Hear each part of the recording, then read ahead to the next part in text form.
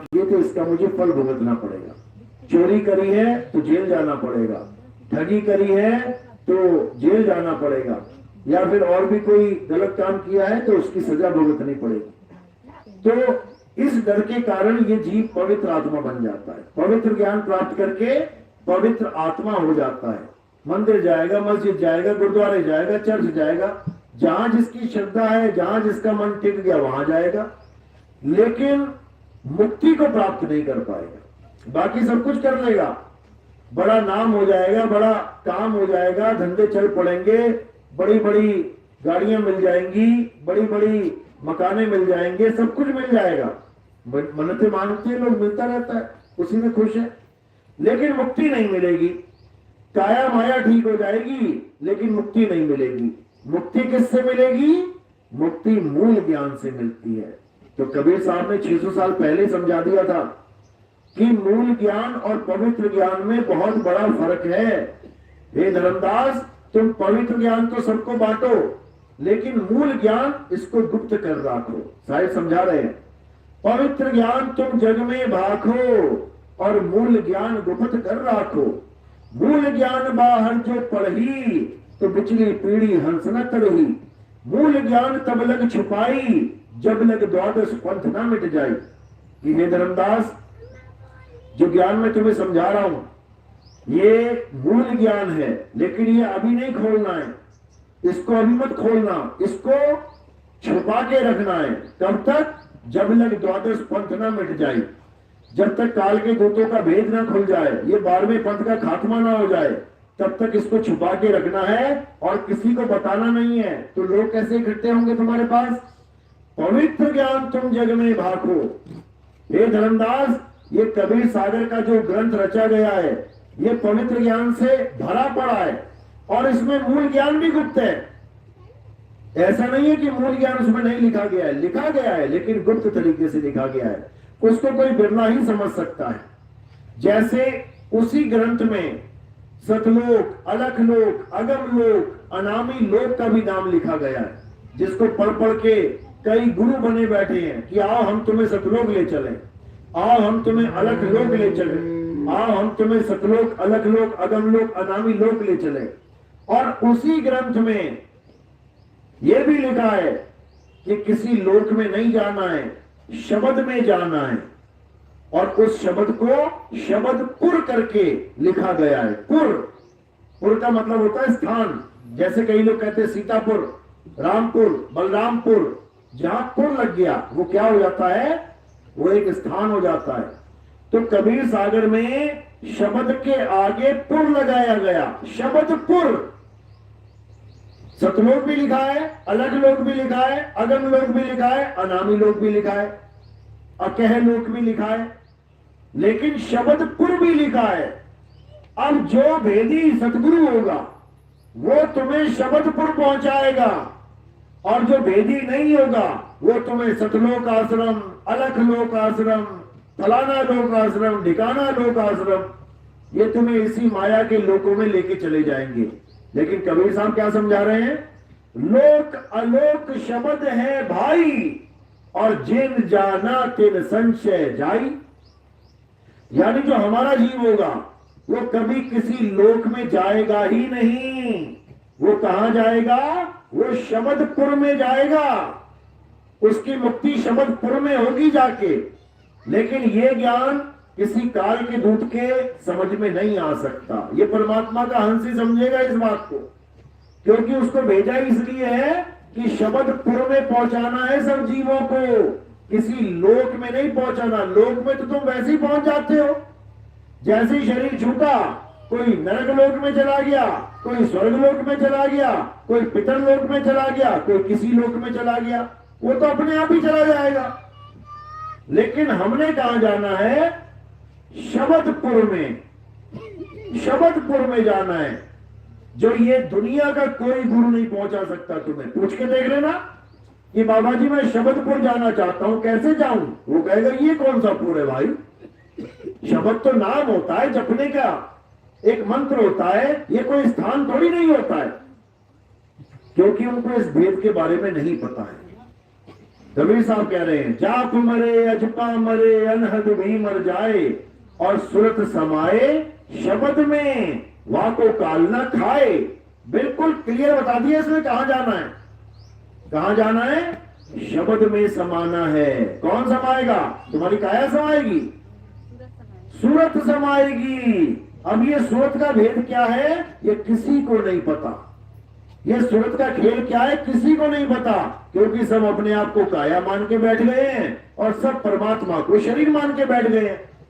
सूरत की ABCD तक नहीं पता इन लोगों को, इसलिए बार बार इन लोगों की व्याख्या करते हैं, बार बार काया की व्याख्या करते हैं। तुम्हारा शरीर 16 सूर्य वाला, परमात्मा का शरीर करोड़ों अरबों खरबों सूर्य वाला। इसी में अटक के रह गए हैं ये लोग। लेकिन मालिक की दया होती है तो ये ज्ञान अच्छे से समझ में आने लग जाता है। तो आज इसी शब्द की व्याख्या करेंगे, इसी शब्द को समझाएंगे जो हमारा ठिकाना है। तो आज का सत्संग शुरू करने से पहले परमात्मा के नाम पे जयकारा लगाएंगे और सत्संग शुरू करेंगे।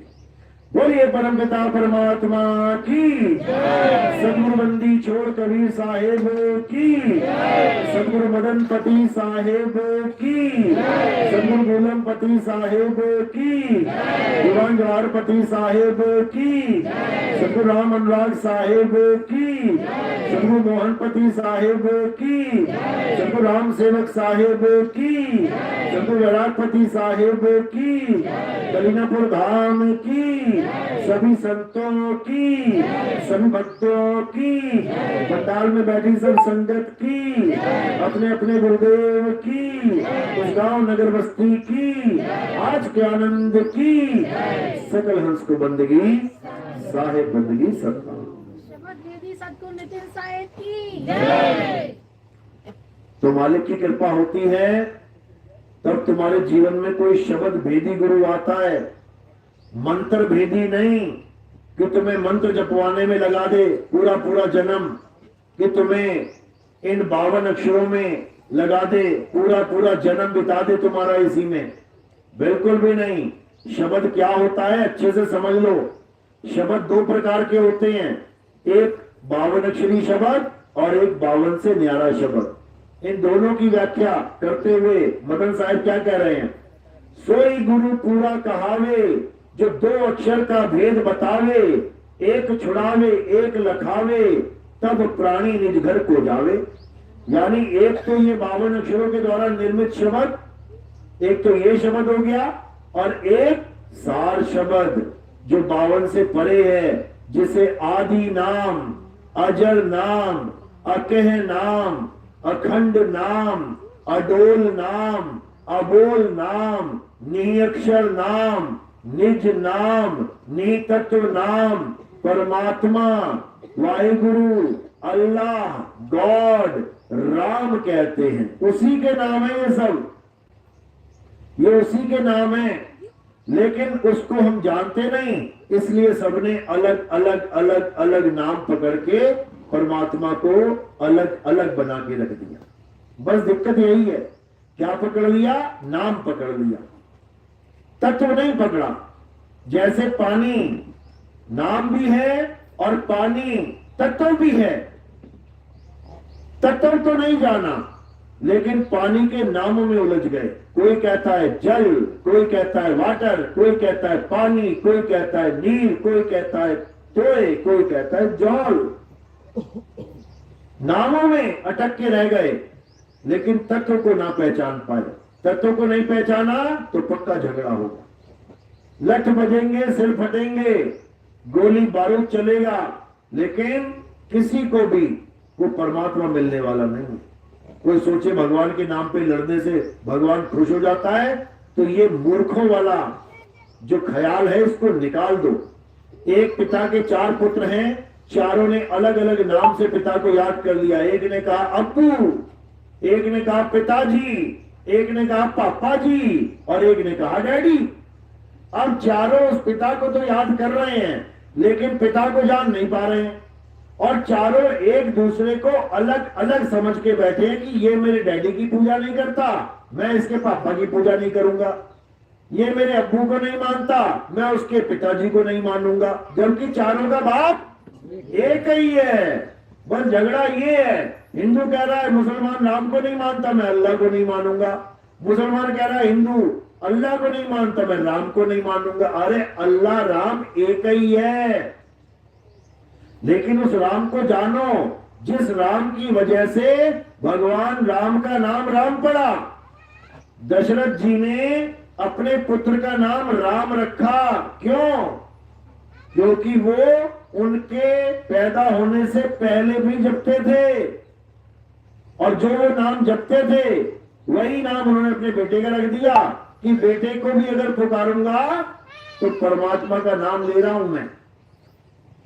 बेटे के नाम पर भी परमात्मा का ही नाम मेरे मुंह से निकल रहा है, तो उन्होंने अपने बेटे का नाम राम रखा। राम जी वो राम नहीं है जो आदि राम है। आदि राम कुछ और है, जब राम जी पैदा भी नहीं हुए थे। राम जी तो अभी त्रेता में आए हैं, तो सतयुग में कौन था? कहते हो राम नाम सत्य है, ये तो त्रेता में मिला फिर राम जी का नाम। सतयुग में सत्य क्या था? विष्णु नाम सत्य था। और द्वापर में क्या सत्य है फिर? राम जी तो चले गए, कृष्ण जी बन के आ गए, तो द्वापर में कृष्ण नाम सत्य है क्या? द्वापर में कृष्ण भी चले गए, अब कलयुग में कौन सा नाम सत्य है फिर? क्योंकि किसी को समझ में ही नहीं आ रहा कि नाम होता क्या है। अरे यहां तक बोल दिया गया, काल कहूं कहां तक कहूं नाम बढ़ाई, और राम न सके नाम गुण गाई। यहां तक बोल दिया कि वो राम जी भी नहीं जान पाए कि नाम की महानता क्या है। लोग फिर भी नहीं समझ पा रहे कि वो नाम क्या है, वो राम क्या है। जिस राम की बात संत करते हैं वो राम रमता राम है, वो राम दशरथ जी वाला राम नहीं है। वो तो एक लीला थी भाई, राम जी की लीला करके चले गए, तो लीला तो और भी है। परशुराम जी की लीला है, वामन लीला है, आप देखो मत्स्य लीला है, कुरुम लीला है, नरसिंह लीला है, बहुत सारी लीला है। तो केवल राम जी को पकड़ के बैठ जाओगे तो कैसे बात बनेगी भाई? जिसके 10 रूप हैं उसमें से तुम एक रूप को कहो राम नाम सत्य है, तो कृष्ण नाम क्या असत्य है? तो परशुराम नाम क्या असत्य है? तो वामन नाम क्या असत्य है? तो नरसिंह नाम क्या असत्य है? राम नाम सत्य कैसे है केवल? क्योंकि लोग समझ ही नहीं पाए राम नाम को। असल में राम नाम ही सत्य है, लेकिन वो राम नहीं जो तुम मान बैठे हो। वो राम कौन सा है? कबीर साहब समझा रहे हैं। क्या कह रहे हैं? कस्तूरी कुंडल बसे मृग ढूंढे वन माही, ऐसे रमता राम है ये दुनिया जाने नाही। कबीर साहब कह रहे रमता राम को ढूंढ, जो सब में रम रहा है उसको जान। हिंदू में भी है, मुसलमान में भी है, सिख में भी है, ईसाई में भी है, आस्तिक में भी है, नास्तिक में भी है। वो रमता राम क्या है? जिसकी वजह से तुम्हारी काया चल रही है, जिसकी वजह से तुम्हारी काया के सारे अंग चल रहे हैं। किसकी वजह से? आत्मा की वजह से। आत्मा की वजह से हर इंसान चल रहा है, आत्मा की वजह से ये सारे नाम जप रहा है। राम राम राम राम राम राम, अल्लाह अल्लाह अल्लाह अल्लाह, वाहिगुरु वाहिगुरु वाहिगुरु। ये नाम भी इस आत्मा की वजह से जपे जा सकते हैं। आत्मा ने शरीर छोड़ दिया तो ये नाम भी छूट जाएंगे। समझो, आत्मा ने शरीर छोड़ा तो शरीर मर जाएगा, ये नाम भी मर जाएंगे साथ के साथ।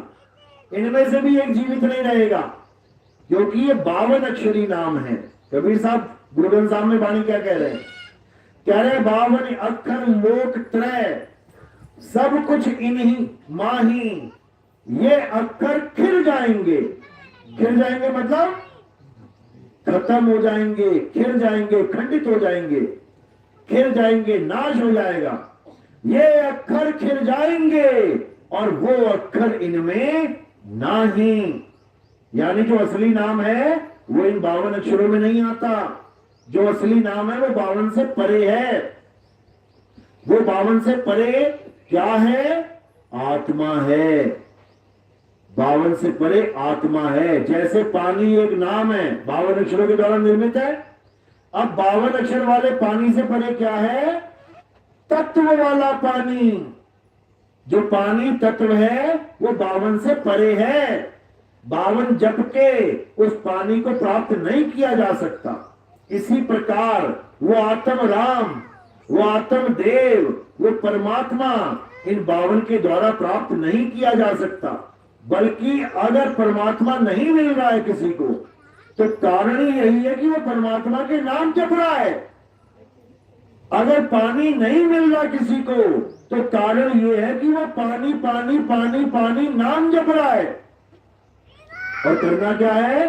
पानी पानी जपना छोड़ के, ये नामों को छोड़ के पानी मिलेगा कैसे? पानी है कहां?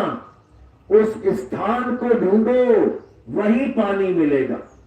तो कबीर साहब कह रहे हैं, वो तो कहां ढूंढे रे बंदे, मैं तो तेरे पास में, ना मैं जप में, ना मैं तप में। कर दिया ना खंडन। सारे जप किनारे कर दो, सारी तपस्या किनारे कर दो, सारे मंदिर मस्जिद गुरुद्वारे चर्च एक किनारे कर दो, और किसको जानो? जिसकी वजह से ये मंदिर बना है, जिसकी वजह से मस्जिद बनी है, जिसकी वजह से गुरुद्वारा चर्च बना है। किसकी वजह से? आत्मा की वजह से। ये शरीरों के द्वारा जो बनाए गए हैं, अगर आत्मा शरीर को ताकत ना दे, बना के दिखा दो तुम मंदिर। सारे मंदिर, सारे गुरुद्वारे, सारे चर्च, सारी मस्जिद आत्मा की ताकत से ही बन रहे हैं। ये सारी मूर्तियां आत्मा की ताकत से ही बन रही हैं। सुबह से लेकर शाम तक मूर्तिकार 50 मूर्तियां बना देता है। किसकी ताकत से? आत्मा की ताकत से, भगवान की ताकत से नहीं कि मूर्ति को भगवान मान लिया और भगवान की ताकत से तुम मूर्ति बना पा रहे हो। अरे मूर्ति बनाते बनाते आधी बनी होगी, प्राण निकल गए, शरीर छूट गया, तो मूर्ति के सामने गिर पड़ोगे। मूर्ति में इतनी ताकत नहीं कि मूर्तिकार को उठा के कहे कि मुझे पूरी बना दे। समझो, यानी जो कुछ हो रहा है आत्मा की वजह से, लेकिन हमें इस आत्मा का ही ज्ञान नहीं है। सारे मंत्रों का ज्ञान मिल गया, सारी पूजा पाठ का ज्ञान मिल गया, सारे ग्रंथों का ज्ञान मिल गया, हर प्रकार के रीति रिवाज का ज्ञान मिल गया, सारे त्योहार भी मना लिए, लेकिन बस एक चीज है जिसका ज्ञान कभी नहीं मिल पाया, वो है आत्म ज्ञान। और कबीर साहब क्या कह रहे हैं कि आत्म ज्ञान बिना नर भटके, कभी काबा कभी काशी, जल में मीन प्यासी, मुझे देखते आवे हंसी। कह रहे जब तक तुम्हें आत्मज्ञानी गुरु नहीं मिल गया, तुम पत्थर ही पूजोगे, तुम मंत्र ही जपोगे, तुम तपस्या ही करते रहोगे, तुम तीर्थों में ही भटकोगे। पहले जाओगे पहाड़ों पे चढ़ जाओगे, फिर वहां सुनामी वनामी आ जाएगी, कुछ पत्थर वत्थर गिरने लग जाएंगे, फिर मरोगे वहां पे, फिर तुम्हारी लाशें ढोके लेके आओ नीचे। समझो, यानी तुम कहीं भी जा रहे हो परमात्मा को ढूंढने के लिए, वो व्यर्थ ही है, क्योंकि परमात्मा वहां नहीं है जहां तुम ढूंढने चले हो। परमात्मा कहां है? अरे ज्यों तिल माही तेल है, और ज्यों चकमक में आग, तेरा साईं तुझ में है, जाग सके तो जाग। कहते एक बार जाग तो सही, तब तुझे पता लगेगा तेरा मालिक तेरे अंदर विराजमान है। लेकिन तू जागता ही नहीं है, इस नींद में सोया हुआ है, अज्ञानता की नींद में। अब कोई जगाने वाला मिले तो जागेगा।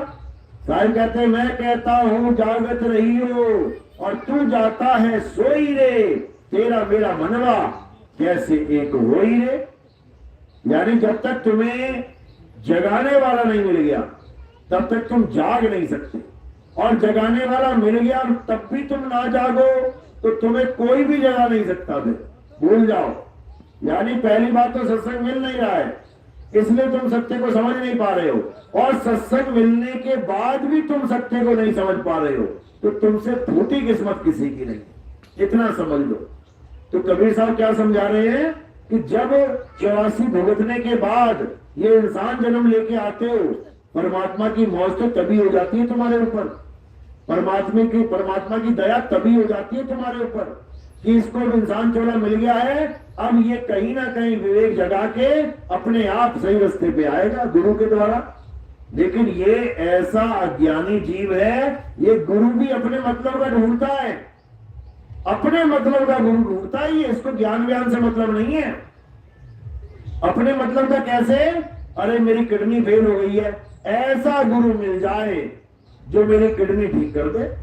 मेरा बिजनेस नहीं चल रहा, ऐसा गुरु मिल जाए जो मेरे धंधे चमका दे। मकान नहीं बन रहा, ऐसा गुरु मिल जाए जो मेरे मकान बनवा दे। अपने धंधे के कारण, अपने मकान के कारण, अपने अंगों के कारण उनको ठीक करने के लिए, सुख सुविधा लेने के लिए गुरु ढूंढ रहा है, तो परमात्मा कहां मिलेगा? भूल जाओ। अगर गुरु ढूंढना है तो गुरु का काम केवल एक ही होता है। क्या काम है उसका? ज्ञान देना। गुरु धारण करना है केवल ज्ञान के लिए।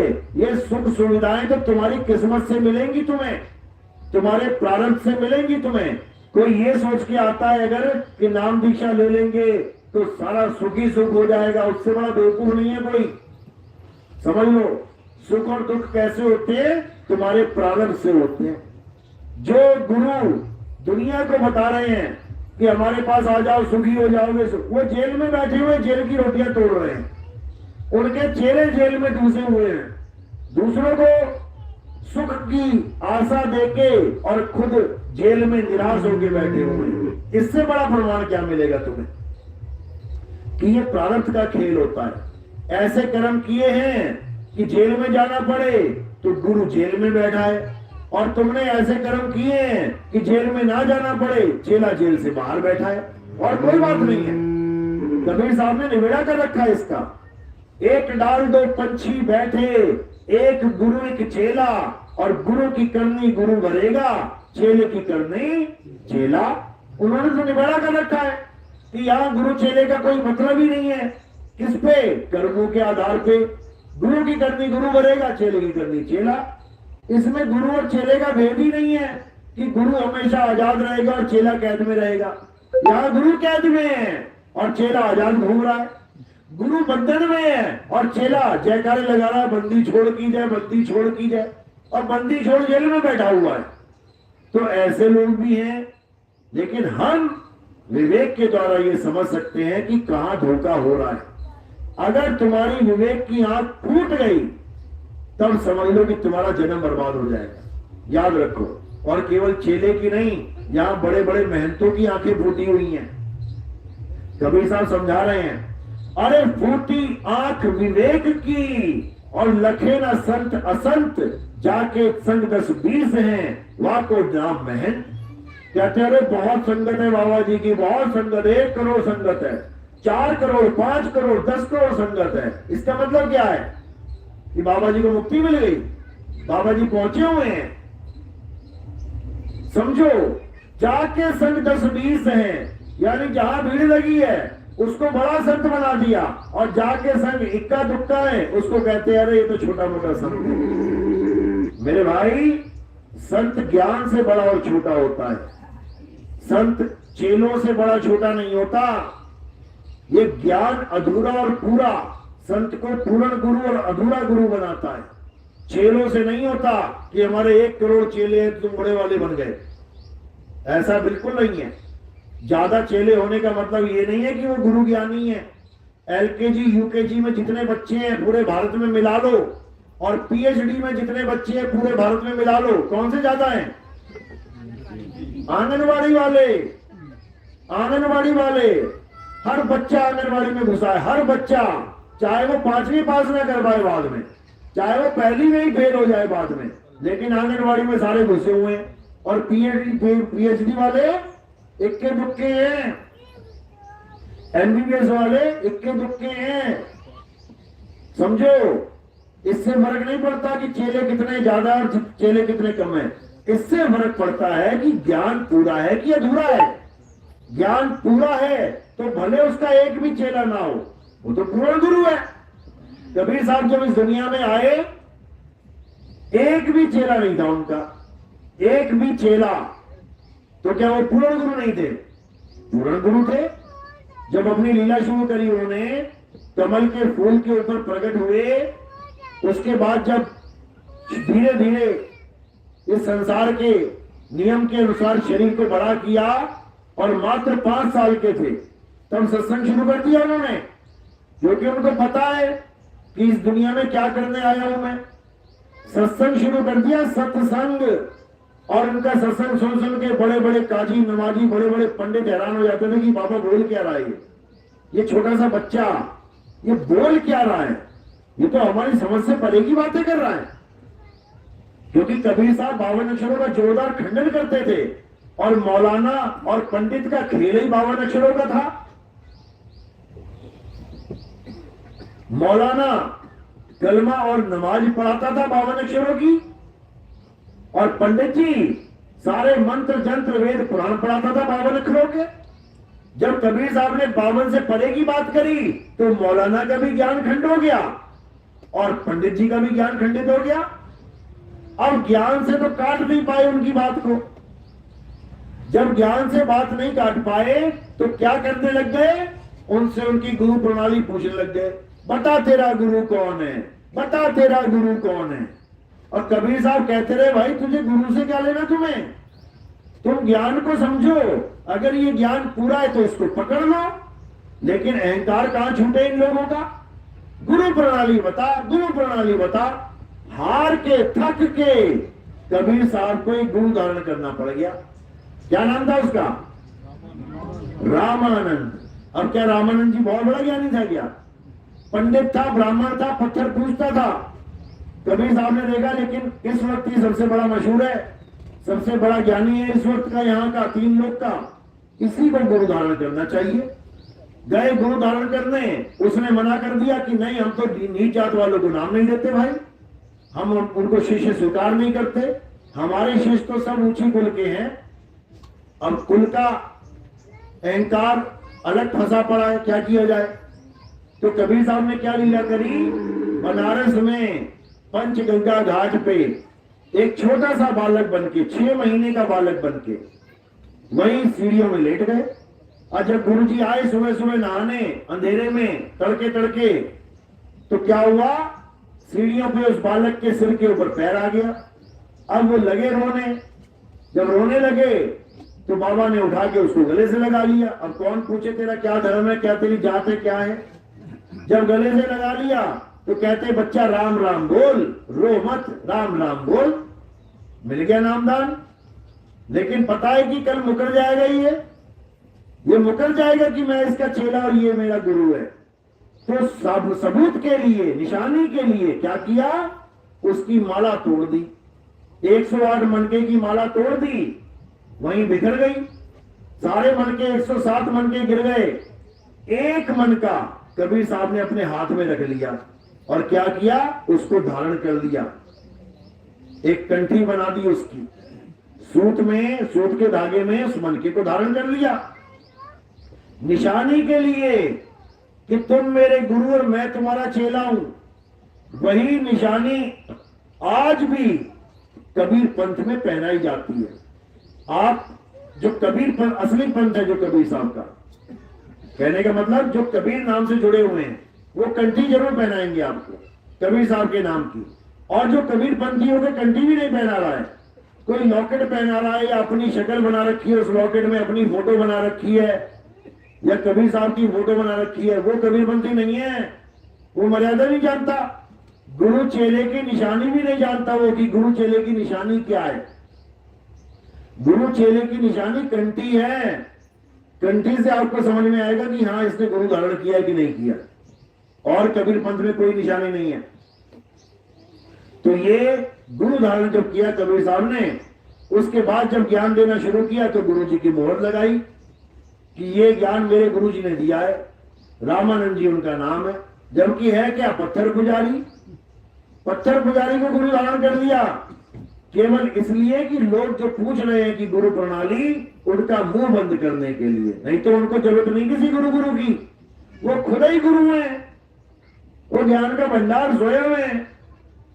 लेकिन लोग नहीं समझ पाते उनको, तो जब ज्ञान प्राप्त कर लिया, यानी गुरु से नामदान प्राप्त कर लिया, तब क्या हुआ? तब समाज में हल्ला मच गया कि कबीर का गुरु रामानंद है। लेकिन ये अनर्थ कैसे हो गया? रामानंद जी तो शूद्र जात वालों को धारण नहीं करते चेला। तो रामानंद जी को खबर पता लगी तो बुला लिया कबीर साहब को। बुलाओ कबीर को, कौन कबीर है, क्यों झूठ बोलता है दुनिया को, बुलाओ उसको। तो जब कबीर साहब आए तो 7 पर्दे लगा दिए गए। बात चल रही है पर्दों से आर पार। हाँ कबीर, मैंने तुझे नाम कब दिया? कहते आपने मुझे नाम दिया है, आप ही का शिष्य हूं मैं। तो जब उन्होंने देखा कि समय हो गया पूजा का, तब उन्होंने क्या किया कि तुझसे बाद में बात करता हूं, पहले अपनी पूजा पाठ पूरा कर लूं। चले गए, मन में पूजा करते थे। कैसे? मूर्ति को कपड़े उतारना, नहलाना धुलाना, टीका लगाना, माला पहनाना और लास्ट में पगड़ी पहनाना, मुकुट पहनाना। सबसे आखिर में मुकुट का काम होता था। तो जब पूजा करने लगे, कपड़े उतारे, नहलाया धुलाया, टीका लगाया, मुकुट पहनाया, अब माला हाथ में पकड़ी और चक्कर में पड़ गए। अरे मुकुट पहना दिया, माला नहीं पहनाई, क्यों? क्योंकि ध्यान सारा कबीर में फंसा हुआ बाहर कि ये मुझे अपना गुरु बता रहा है। ध्यान वहां भटक गया तो पूजा भी खंडित हो गई। कहते बचपन से लेके आज तक पूजा कभी खंडित नहीं हुई, ये मेरी पूजा कैसे खंड हो गई? तो बाहर से कबीर साहब की आवाज आई, अरे गुरुजी आपकी पूजा खंड नहीं होगी, चिंता मत करो, एक काम करो, माला को तोड़ो और पीछे गले के जाके गांठ लगा दो, मुकुट उतारना नहीं पड़ेगा। जब इतनी बात समझ में आई कि अरे बाहर बैठा ये बच्चा, ये मेरे मन की गति जान रहा है, मैं मन में क्या सोच रहा हूं ये जो समझ रहा है, तो भागे आए वहां पे, पर्दे वर्दे हटवाए, हटाओ पर्दे, और जाके पैरों में पड़ गए कि आप कौन हो? तो कहते आओ तुम्हें बताते हैं हम कौन है। और उसके बाद जब कुटिया में गए तो उनको पूरी कहानी समझाई। तब वो कहते कि वहां तो बच्चा जो मिला था वो तो 6 महीने का था लगभग। तो वहां पे कुटिया में 2 रूप दिखाए अपने, एक ये रूप और एक बच्चे का रूप। तब गुरुजी को यकीन हुआ कि यही है वो जो हमें पंचगंगा घाट पे मिला था। ये लीला आपको कबीर सागर में या कहीं भी जहां कबीर साहब की कोई चित्रावली होगी, चित्र में आपको देखने को मिल सकती है, नेट पे मिल सकती है। तो मुद्दा क्या था? ज्ञान था। यानी वो गुरु जी को भी ज्ञान देने आए थे संसार में। उन्होंने कबीर साहब ने अपने गुरु जी तक को ज्ञान दिया, क्योंकि वो मूर्ति पूजा तक सीमित थे, और जो कबीर साहब थे वो मूर्ति पूजा के विरोधी थे। वो कहते भी पाथर पूजे हरि मिले तो मैं पूजू पहाड़, और वासे ये चाकी भली जो पीस गाय संसार। वो समझाते रहे कि पत्थर पूजा में कुछ नहीं रखा है। हाँ, शुरुआत के लिए अच्छा है, अगर तुम शुरुआत पत्थर पूजा से कर रहे हो, जैसे शुरुआत आंगनबाड़ी से कर रहे हो, अच्छी बात है। लेकिन कहो कि आंगनबाड़ी ही परम सत्य है, आंगनबाड़ी से ही मैं डॉक्टर बन जाऊंगा, आंगनबाड़ी में पढ़ के मैं इंजीनियर बन जाऊंगा, तो ये महाझूठ है। इसी प्रकार अगर आप पत्थर पूजा से भगवान की पूजा स्टार्ट करते हो तो अच्छी बात है, लेकिन कोई कहे कि पत्थर पूजना ही असली पूजा है, तो ये झूठ बात है। असली पूजा क्या है? कृष्ण जी समझा रहे हैं गीता में, अध्याय 3 17वां श्लोक। असली पूजा बता रहे हैं तुम्हें कि असल में पूजा होती क्या है। जो हम कहते हैं आज पूजा करेंगे मंदिर में, पूजा होती क्या है, क्या बता रहे हैं? अध्याय 3 17वां श्लोक। हे अर्जुन, जो व्यक्ति अपनी आत्मा में रमण करता है, जो अपनी आत्मा में तृप्त है, जो अपनी आत्मा में संतुष्ट है, उसके लिए कोई धार्मिक कर्म कर्तव्य लागू ही नहीं होता। बिल्कुल क्लियर। यानी कोई भी धार्मिक कर्म कर्तव्य, यानी मंदिर जाओ, मस्जिद जाओ, गुरुद्वारे जाओ, चर्च जाओ, फूल चढ़ाओ, कुछ और करो, हवन करो, यज्ञ करो, तीर्थ करो, कुछ भी करने की जरूरत नहीं है। कब?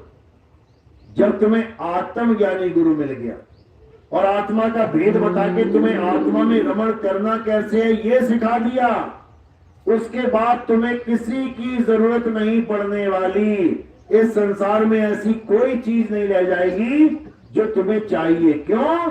तुम्हें वो चीज मिल जाएगी जिसको परम सत्य कहते हैं। आत्मा क्या है? परम सत्य है। आत्मा को कोई नहीं मार सकता। कृष्ण जी को मार दिया किसने? बहेलिये ने। कैसे? तीर मार के। कृष्ण जी को तीर मार के मार दिया बहेलिये ने, लेकिन आत्मा को स्वयं कृष्ण जी भी नहीं मार सकते, आत्मा को राम जी भी नहीं मार सकते, आत्मा को कोई नहीं मार सकता। हे अर्जुन, ये आत्मा अजन्मा है, ये आत्मा नित्य है, ये आत्मा शाश्वत है, ये आत्मा पुरातन है, ये आत्मा ही सत्य सनातन है। इस आत्मा का ना तो कभी जन्म होता है, ना ही आत्मा की कभी मृत्यु होती है। ये आत्मा अजन्मा है, अजन्मा यानी सदा से है, सदा रहेगा, उसे आत्मा कहते हैं। आत्मा ही परम सत्य है। और आत्मा के अलावा ये सारा संसार जो भी तुम्हें दिख रहा है, मेरा शरीर, तुम्हारा शरीर, हाथी घोड़े का शरीर, पेड़ पौधे का शरीर, सांप बिच्छू खटमल मक्खी मच्छर, सबका शरीर, ये सबका शरीर नाश होगा। राम जी का शरीर नाश हो गया सरयू नदी में जल समाधि लेके, कृष्ण जी का शरीर नाश हो गया पैर में तीर लग के, हिरण्यकश्यप को मारा नरसिंह अवतार ने, उनके शरीर का नाश कर दिया। शिव महापुराण पढ़ो, शिव जी ने स्वयं उनके शरीर का नाश किया है। सबका शरीर मरेगा, लेकिन जो आत्मा है ये कभी नहीं मरती, किसी की भी नहीं। मक्खी तक की आत्मा नहीं मर सकती, क्योंकि ये अविनाशी है। ईश्वर अंश जीव अविनाशी। अविनाशी का मतलब होता है जिसका कभी विनाश ना हो पाए, उसको अविनाशी कहते हैं।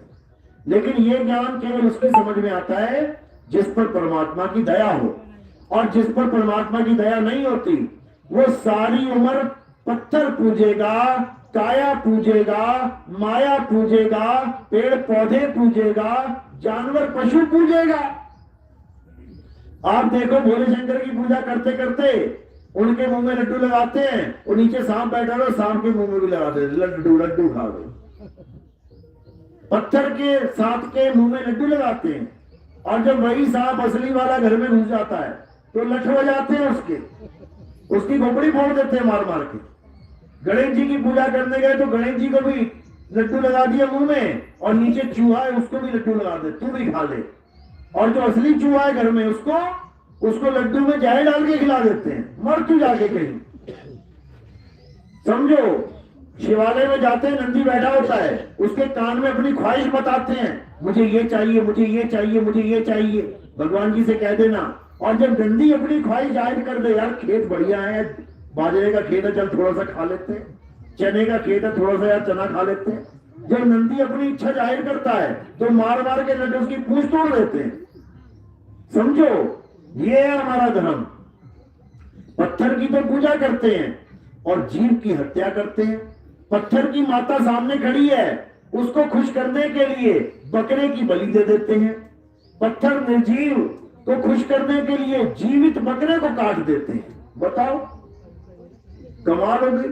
और किस नाम से काटते हैं? माता को चढ़ा दिया, माता को कहते हैं ना कुर्बानी दे दी। अरे कुर्बानी का मतलब तो समझ ले पहले।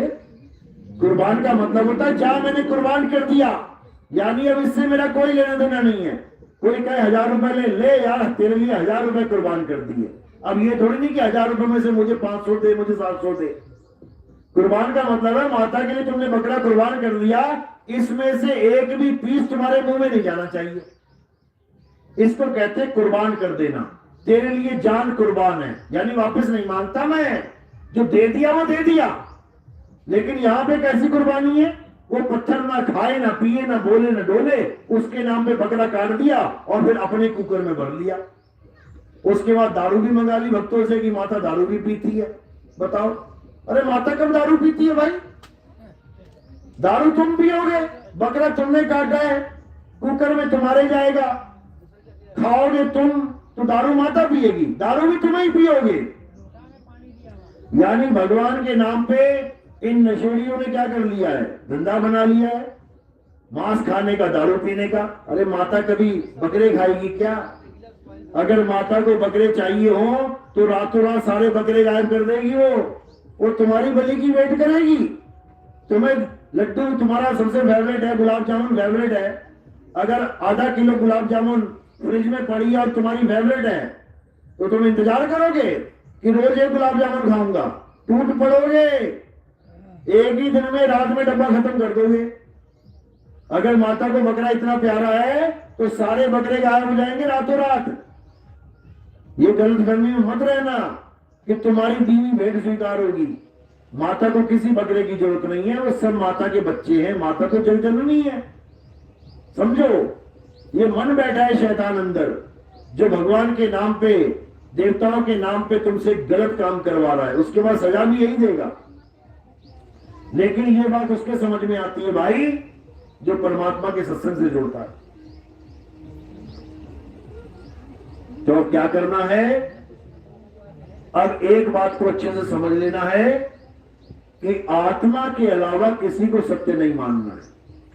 हे अर्जुन, ये आत्मा परम सत्य है, और इस आत्मा को जो अपने इसी जन्म में जान लेता है वो मुक्त हो जाता है, उसका जन्म मरण का रोग खत्म हो जाता है, वो किसी लोक में नहीं जाता, फिर वो अपने स्वरूप में समा जाता है, वो अपने आत्मा में समा जाता है, वो अपनी आत्मा में रमण करता है, रम जाता है अपनी आत्मा में। और जो एक बार रम गया वो बाहर क्यों आएगा?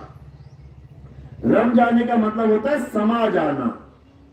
जैसे कह रहे हैं सुरत समाये शब्द में, जब वो समा ही गया तो वापिस क्यों आएगा?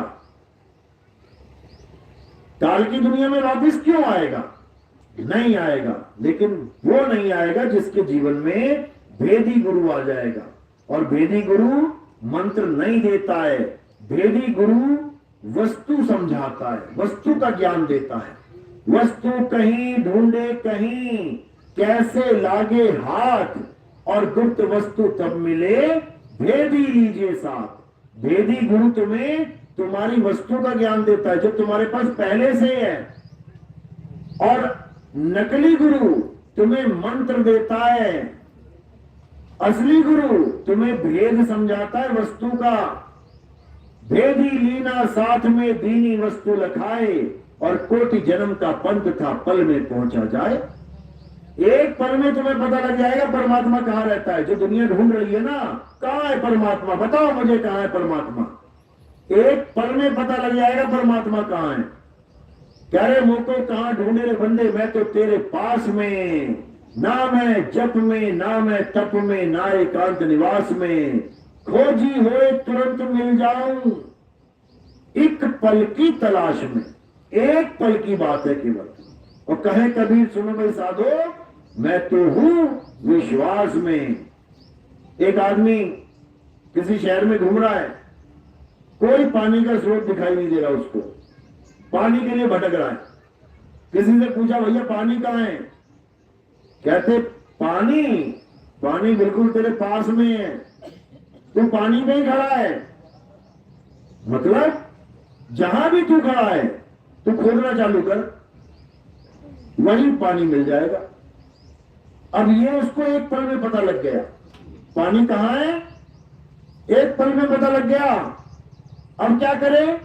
कहे कबीर सुनो भाई साधो, मैं तो हूं विश्वास में। अब गुरु के द्वारा जो बात बताई गई है कि पानी तेरे नीचे है, तेरे पैरों के नीचे जमीन, जमीन के नीचे पानी है। अब गुरु के द्वारा बताई गई बात पे विश्वास करना है और उसको खोदना है, जुक्ति सीखनी है कि कैसे पानी को प्राप्त करें। पता तो लग गया कि परमात्मा कहां है, एक पल में गुरु जी ने बता दिया कि बेटा यहां है परमात्मा।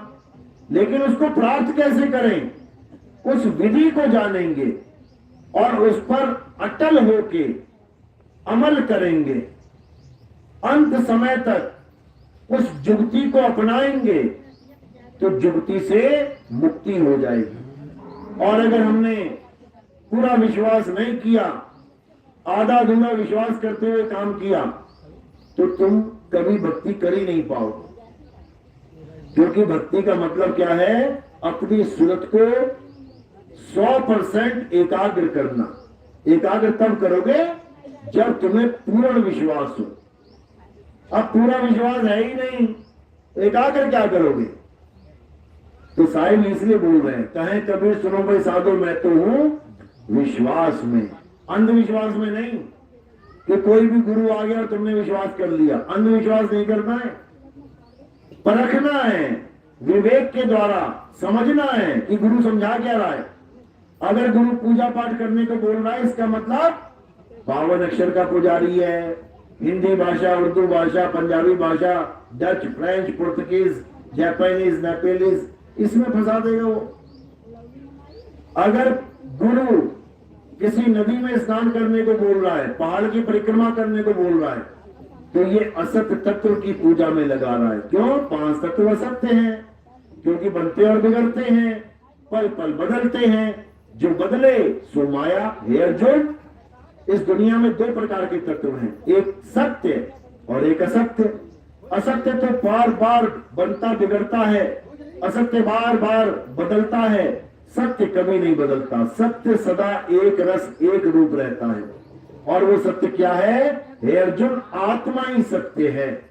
तो बिल्कुल सिंपल सी बात है कि आत्मा के अलावा अगर तुम्हारा ध्यान कहीं पर भी है, कोई पूजा, कोई पाठ, कोई हवन, कोई यज्ञ, कोई तीर्थ, कोई मूर्त, कोई भगवान, कोई गॉड, कोई अल्लाह का नाम कहीं पर भी है, तो समझ लो कि तुम फंस गए, तुम्हारी गाड़ी अटक गई। अब मुक्ति मुक्ति नहीं मिलेगी, बल्कि अंत समय इतनी दर्दनाक हालत हो जाएगी कि तुम हालत खराब हो जाएगी तुम्हारी, एक पल का चैन नहीं ले पाओगे तुम। लेकिन अगर आत्मा में तुम्हारी सूरत है, अगर आत्मा में तुम्हारा ध्यान है, तो उसके लिए क्या बोला कबीर साहब ने कि जिस मरने से जग डरे मेरे मन आनंद, और मरने पर ही पाइए पूर्ण परमानंद। यानी जो अपनी आत्मा में रमण करता हुआ अपने शरीर को त्याग देता है। कहां पे रमण करना है? अध्याय 3 17वां श्लोक। हे अर्जुन, जो अपनी आत्मा में रमण करते हैं, रमण करते करते शरीर को त्याग देना है, तो सुरता कहां रह जाएगी? आत्मा में रह जाएगी। आत्मा सो परमात्मा, यानी परमात्मा ही हो जाएगी वो। इसी को गरीबदास जी कह रहे हैं, कोटि तो ब्रह्मा भये और कोटि भये ईश, साहिब तेरी बंदगी से ये जीव हुए जगदीश। यानी ये सुरता जो जीव बनी बैठी हुई है, आदमी औरत बनी बैठी हुई है, ये सुरता क्या हो जाएगी? ये सुरता शब्द में मिल जाएगी, समा जाएगी, शब्द ही हो जाएगी, ये जीव जगदीश हो जाएगा, समझ लो। लेकिन अज्ञानी गुरुओं के लिए जीव जगदीश कभी हो ही नहीं सकता। वो क्या कहेंगे? अरे तुम भगवान थोड़े नहीं हो जाइए हो, भगवान हो ही जाइए तुम, क्योंकि उसको पता ही नहीं है, उसको भेद पता ही नहीं है कि अब तो जाए चढ़े सिंहासन मिले हैं सारंग पानी, और राम कबीरा एक भय हैं कोई ना सके पहचानी। ये भेद केवल भेदी गुरु जानता है कि आत्मा परमात्मा को कैसे एक करना है। कहते हैं आत्मा परमात्मा एको करे, अंतर की दुविधा अंतर मरे। तो ये भेद केवल भेदी गुरु समझ सकता है, अज्ञानी गुरुओं की बस की बात नहीं है। मेरी बात समझ में आ रही है या वैसी ऊपर ऊपर से जा रही है? हाथ खड़ा करो जरा जिसको आ रही है। बहुत बढ़िया, पूरा भावतपुर जाग गया। अभी रामनवमी आएगी तो सब मंदिर में गड़े मिलेंगे, भूल जाएंगे आत्मा फात्मा क्या होती है। अच्छी बात है, सुनने में आ गया, समझ में आ गया, लेकिन उससे भी अच्छी बात है कि उसको ग्रहण करना है, अपनाना है। दूध में नींबू कब डालना चाहिए? सुबह, दोपहर या शाम को? दूध लेते हो, 5 लीटर दूध ले लिया तुमने, उसको उबाल लिया, अब उसमें नींबू कब डालना है? कितने बजे डालते हो? डालते हो क्या? नहीं डालते। क्यों? ये ज्ञान कहां से मिला? ये ज्ञान किसी अनुभवी ने दिया तुम्हें, और नींबू डाल के नहीं दिया। आ बेटे तुझे दिखाती हूँ 10 लीटर दूध, ये देख नींबू डाल दिया फट गया, ऐसे तो नहीं बताया ना किसी ने। कैसे बताया? अपने मुंह से बताया, बेटा दूध में नींबू मत डालना। मिल गया ना ज्ञान? क्या होगा उससे? फट जाएगा। मिल गया ना ज्ञान? तब तक याद रखना इसको। जब तक माता जी ने बोल दिया बस तब तक, या एक दिन उसी दिन तक याद रखना है, अगले दिन भूल जाए? ये साल, 2 साल, 3 साल, सारी उम्र अगर भूल गई और डाल दिया